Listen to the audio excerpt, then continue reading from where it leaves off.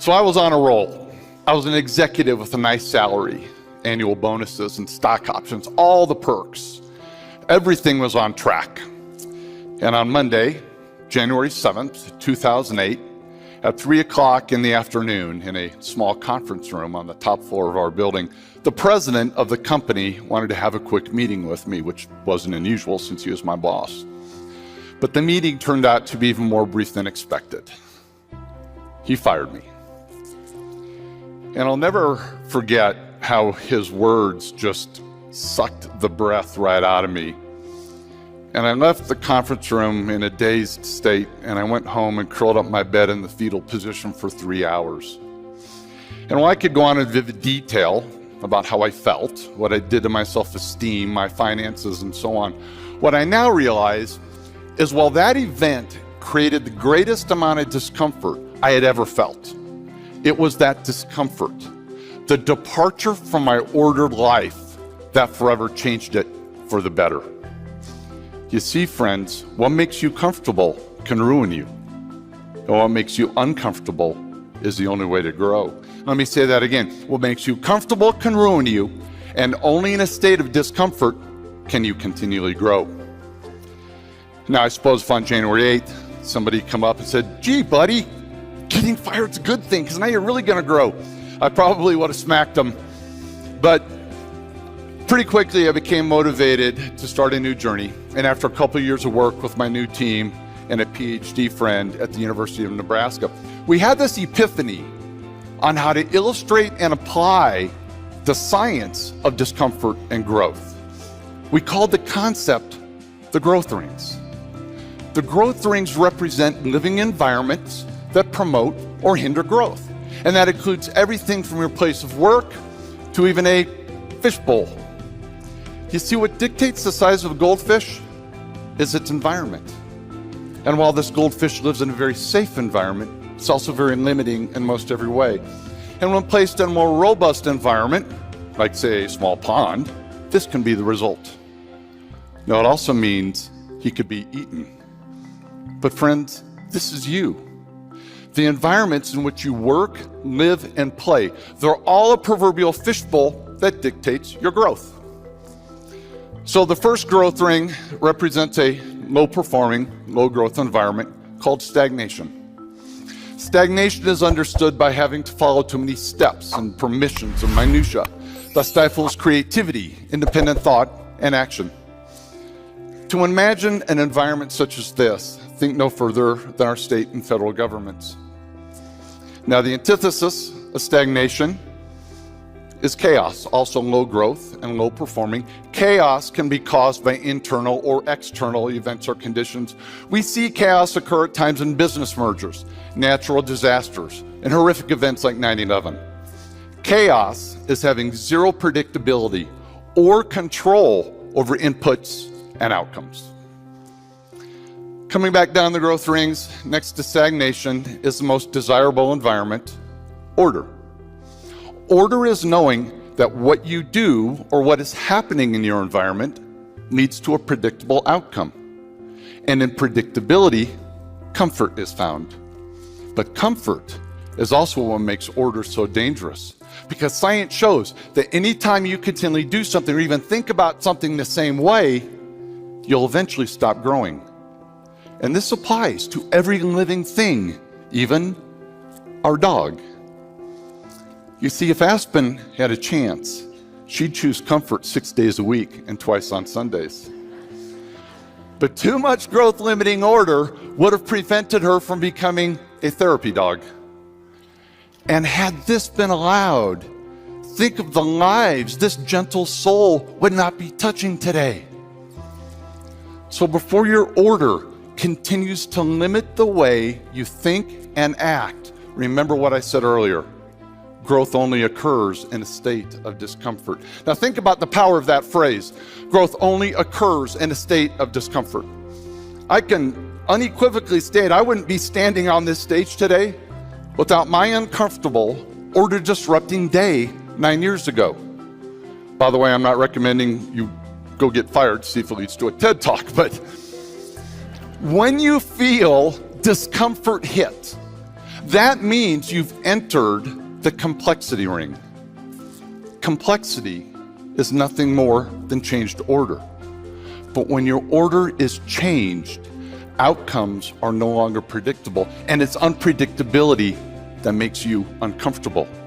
And while most times your visceral response to discomfort is not just no, but hell no, you can actually learn how empowering it is to consciously acknowledge discomfort, and then when appropriate, choose complexity over order. And I know seeking discomfort sounds odd, and not many people do it, but you have to learn to embrace it, because it's the only environment where sustained or exponential growth can occur.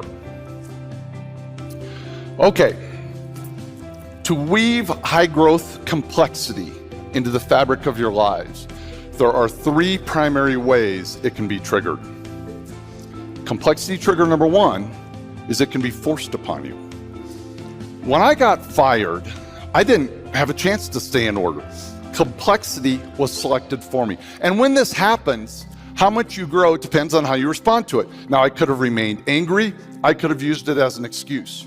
But what I actually learned is that I suck as an employee. And I'm much better off accepting the risks of running my own company. Complexity trigger number two, someone can help you get there. This is the role of parents, teachers, coaches, and bosses, because left on their own, people will consciously or subconsciously select the comfort of order.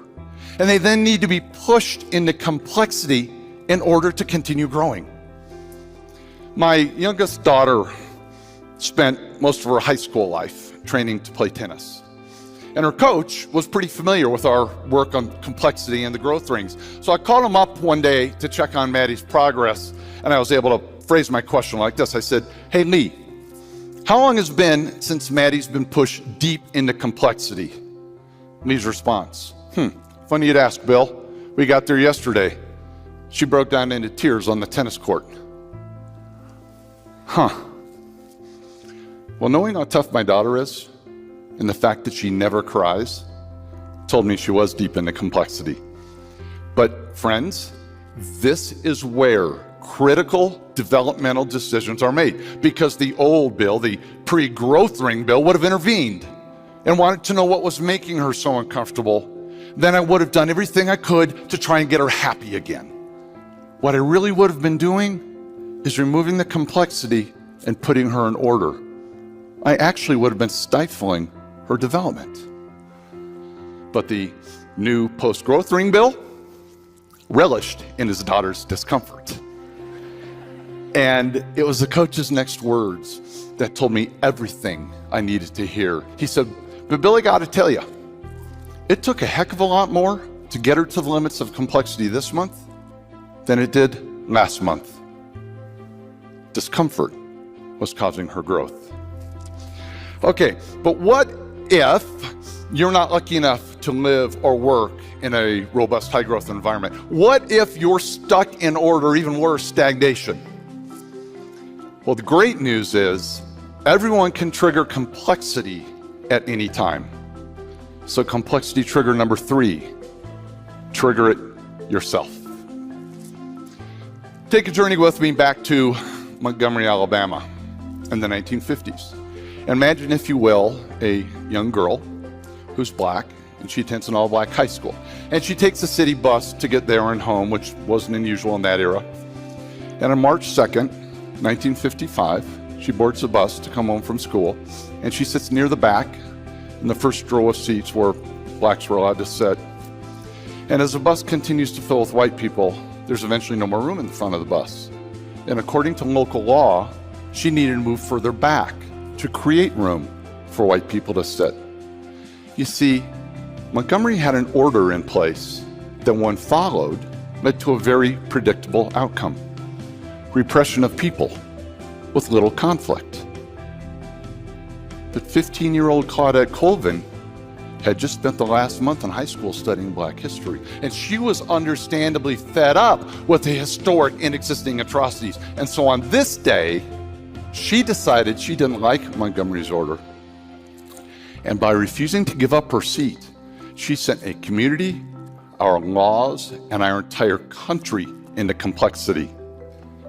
Yes, 9 months before Rosa Parks made her famous decision to stay put, it was a 15-year-old girl that was handcuffed, dragged from the bus, and taken to prison.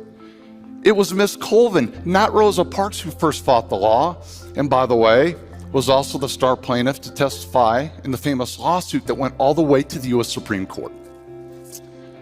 So, I use Claudette's actions not to heighten awareness of race issues, although that's not necessarily bad, but I use it as an example of every issue, of every situation in an ordered environment. It's a real and perfect example of complexity forcing people, our communities, and our courts into discomfort, and the downstream impact that can occur anytime someone elects to move from order.